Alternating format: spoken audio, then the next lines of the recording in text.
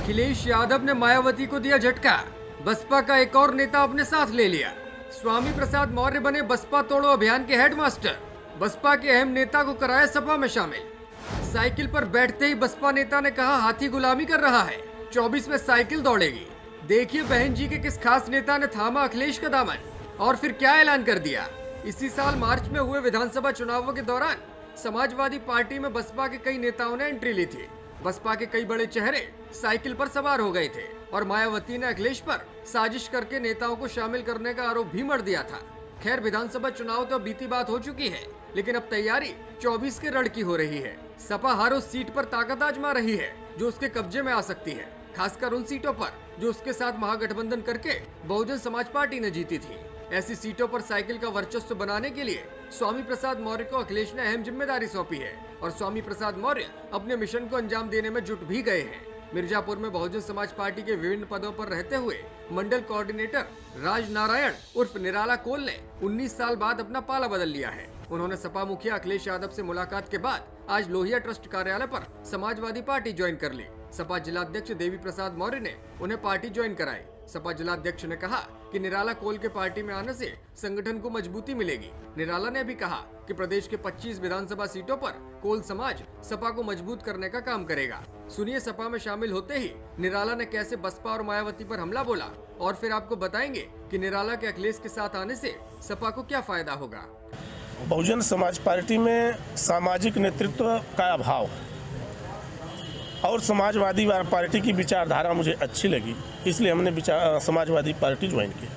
क्या दिक्कतें हो रही थी बहुजन समाज पार्टी में? क्या अब चूंकि आप काफ़ी लंबे समय से थे, कार्यकर्ता रहे हैं, क्या दिक्कतें हो रही थी कि आप मजबूर? भाई बहुजन समाज पार्टी में हम शुरू में कहा कि सामाजिक जो वो है वो उसका वहाँ कमी है। जैसे हर समाज के लोग जो कभी बहुजन समाज पार्टी में रह करके बहुजन समाज पार्टी की सरकार बनाने का काम किए, तो आज वहाँ से एक वर्ग के अलावा सामाजिक एक वर्ग के अलावा और कोई सामाजिक वर्ग वहाँ नहीं रह गया। हमने माननीय राष्ट्रीय अध्यक्ष जी से लखनऊ में 1 घंटा मेरी मुलाकात हुई। इधर आदरणीय दामोदर प्रसाद मौर्य जी जो समाजवादी पार्टी के वरिष्ठ नेता हैं, इनके नेतृत्व में, इनके प्रयास से कभी बहुजन समाज पार्टी में रहे आदरणीय स्वामी प्रसाद मौर्य जी से हम लोगों का पहले से भी संबंध था। उनके नेतृत्व में जो मुझे समय मिला, मुझे उम्मीद नहीं थी कि राष्ट्रीय अध्यक्ष आदरणीय अखिलेश यादव जी हमारे लिए इतना समय दे पाएंगे।